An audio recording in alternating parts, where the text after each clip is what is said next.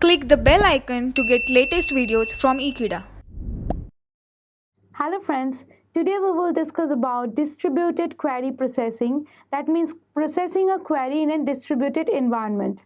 How we can compare the cost of query in a distributed environment, how to transform the query, join on a simple basis, then on a merge basis. We will discuss about each of this section in this distributed query processing.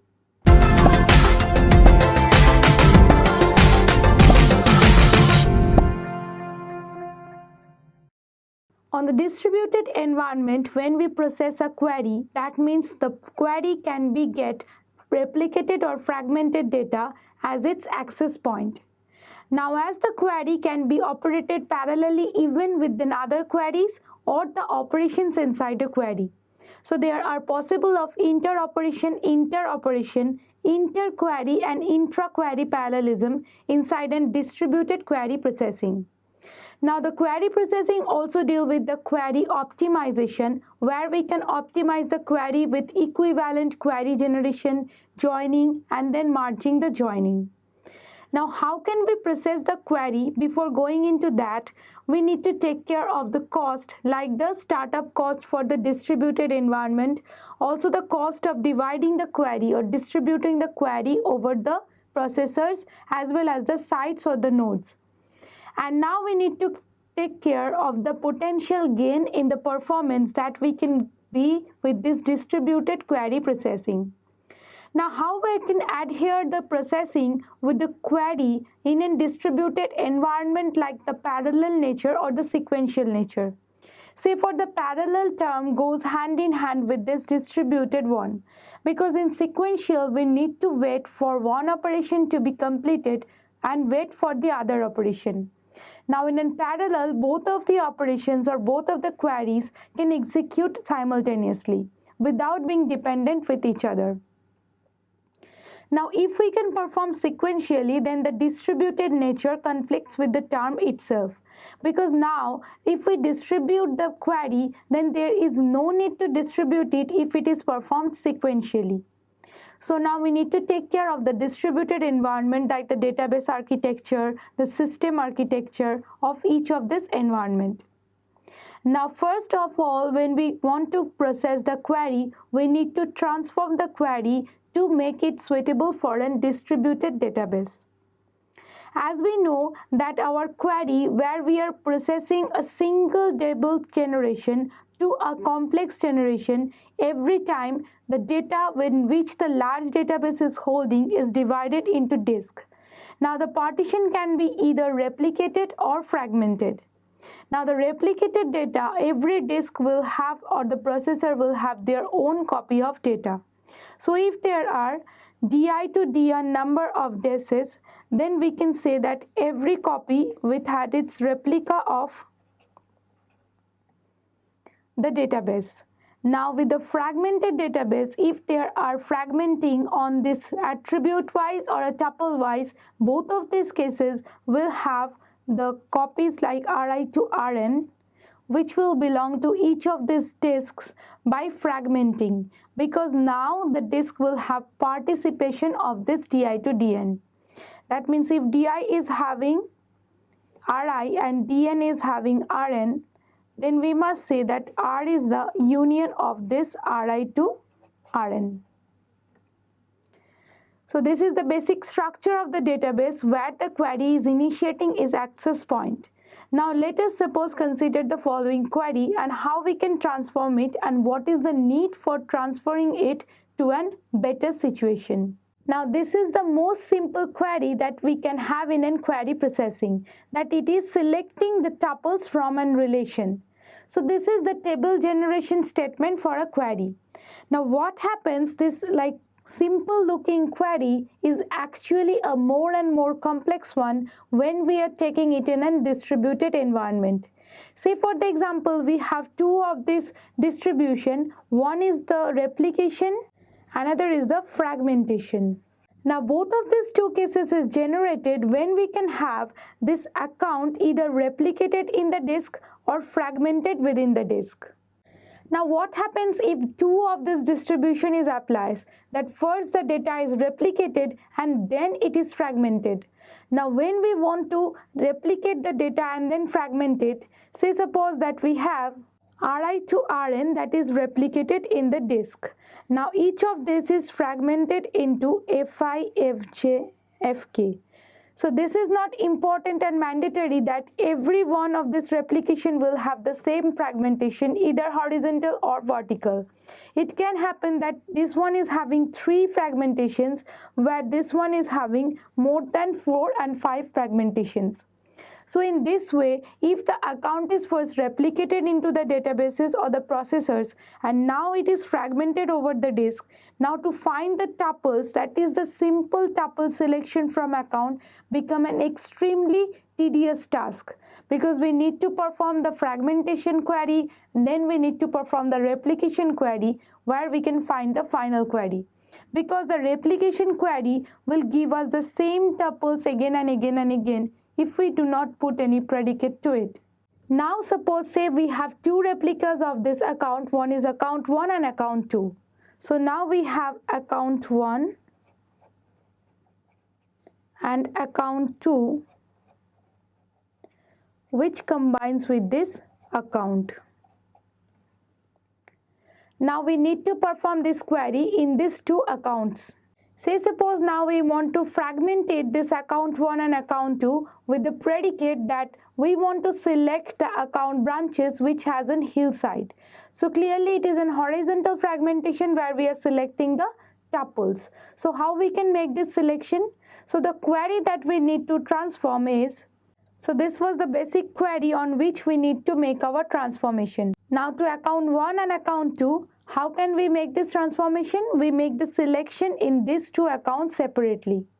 Now using the query optimization technique where we can use that A union B can be made as selection of A union selection of B.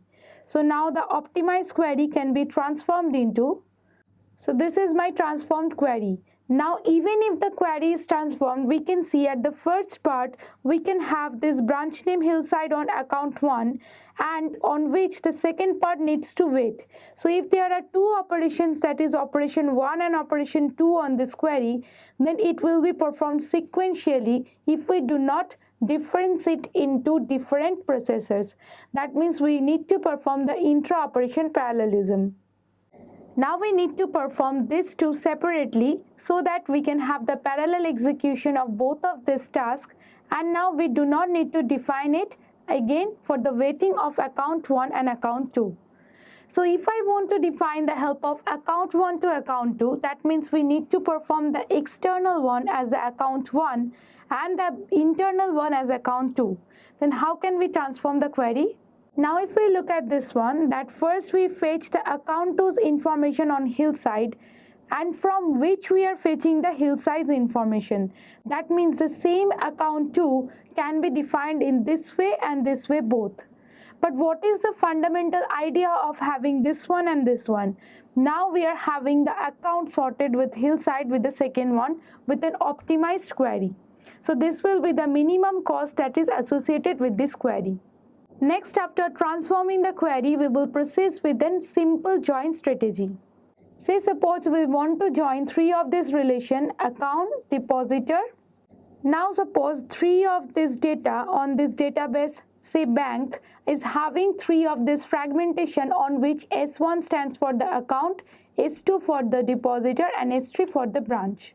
Now how can we process this one? Say suppose that S1 has initiated a transaction T, which has the query Q. Now its result will be needed in S1, whereas S2 and S3 is the participating sites of the fragmentation. Now we can perform 3 of these following cases. The first query or the first problem to solve this one is the copy S1, S2, S3 to S1 so that we can solve the query locally to S1. So what we are doing from the S1, we are copying S2 and S3 to it so that we can locally solve the joining operation. But this is not a cost-effective one because we need to copy each of this S2 and S3 to this S1, which is being a redundant one. Only we want the result to be stored in S1, not that S1, S2, S3 and also the joint result of account, depositor and branch. Now in the second operation, let us perform these steps. First, copy the account to this S2. Then perform temp 1, which considers to be the account and this S2. That means S2 is having the depositor, so it will join depositor with the account. Now copy this temp 1 to S3 so that in S3 we are having all the results from account and depositor. Now at S3, join this temp 1 with this branch. And finally copy this temp 2 to S1. So at S1 we are having our final result. So now how this cost is affecting this the previous one? Now we can have, first we are joining this account and depositor in S2. So the S2 is having the account and the depositor, not this 3. Now this one is having the temp 1 as the joint result of account depositor, not individual the account depositor and the joint. So finally the joint is getting attached with the branch joint at S3 and the result is moved to this S1. So this is somewhere similar to this cost of 1 because there we need the copy to be stored like account, depositor, branch and the joint, and here also in partition S1, S2 and S3 we are storing that particular values. But the problem with the solve in the second one is that individual partition, if they are not considered for the size, then it is the better one because now no one partition is having an overfitting of data with all the relations stored to it. Now there is also a third variation to this one. Now no one strategy among this, if you can see that it is better than the other one because here every strategy is having to copy the data onto its own relation. So the fragmentation and replication both here, if it is contained relation wise, then it is not a cost effective way to process the query. Now if we have supposed join this within the attribute wise or tuple wise storing or fragmentation other than the relation wise, then it would have been a better one because now in S1 and S2 we have joined the tuples and as a result we could have joined the tuples from S3, which is obviously a better one than this relation storing where we want to copy the same and go to relation of S1 to S2 and then S2 to S3. So finally we can have the fragmented result as the horizontal and vertical fragmentation as a better way to prove to the query processing in terms of simple joins. Now suppose that we are talking about the semi-joint strategies. Say that we have two relations different from each other, R1 and R2, where R1 is stored at site S1 and R2 is stored at site S2.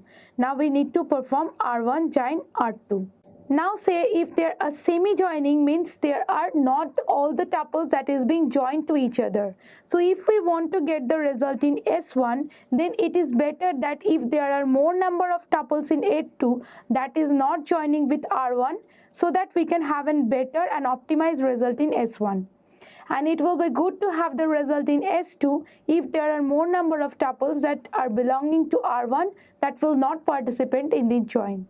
So if I can stepwise categorize, then we will have. So now at step 1, we can see that we are creating the R1 and R2 projection on R1 at S1. That means R1 and R2 are the schemas of R1 relation and R2 relation. So we are first intersecting this R1 and R2 and the common one we are projecting from R1. That means the common one that we are choosing will definitely belong to the R1 and we are storing at this S1. So that is also a kind of semi-joint strategy. Now we shift the result to S2 so that we can have the joint portion from the R1 in this S2. So what is the better way of the simple join? Now we are only moving the portion that is participating in the join to S2, not the relation as a whole to S2. Now what we are doing at S2, we are joining R2 with temp1. Now the temp1 is having all the relation that common to this R1 and R2 from R1, and now we are joining that with R2 to have the result in S2. So now we will copy the result from temp2 to this S1. Now what we are having on this S1 now, that the temp2, that is the joining of R2 and the common variable of R1, and the rest of the variable are there still in R1. So we are not at all copying the exact database from R1 to R2 or from S1 to S2. We are having just moved the first, the intersected common attribute, and the second, the joined attribute on the common and this R2. Now finally, if we join this temp2 with R1, then we will have our result R1 join R2 in this step. So finally, we are having R1 join R2 while we have joined this temp2 join with R1. So this is a semi-joint strategy, and it is obviously better than the simple join strategy where we need to move the whole relation to one side to another side. Now how this join strategy can exploit this parallelism? Let us look at this example. Say suppose we want to join 4 relations which belongs to 4 sides. Now we can use either the simple join or semi-joint strategy to perform this joining. Say suppose we are sticking to the scheme just like this. First R1 is moved from S1 to S2 and get joined to R2. So for this particular scheme we are applying to S3, S4 and S1, S2. Suppose that we are having at the same time for R3 and R4 we are copying R3 to S4, and we are performing temp2 where we are joining this R3 and R4 at S4. Now we are moving this temp1 and temp2 from S4 and S2 to S1, and on S1 we are finally joining this temp1 and temp2 so that we can have the result of joining R1, R2, R3 and R4. So this is the help of parallelism we can afford, that we are copying this exact relation R1 to S2 and R3 to S4. So that is one advantage on this disadvantage portion of the paralleling on this joining strategy. But the main issue is that we need to copy the whole relation. So we can join this to reduce the overhead using the semi-joint strategy, where we can just have the intersected comment on this R1 and R2 schema on this S2. But this can also extra increase the computation time, which will reduce the response time.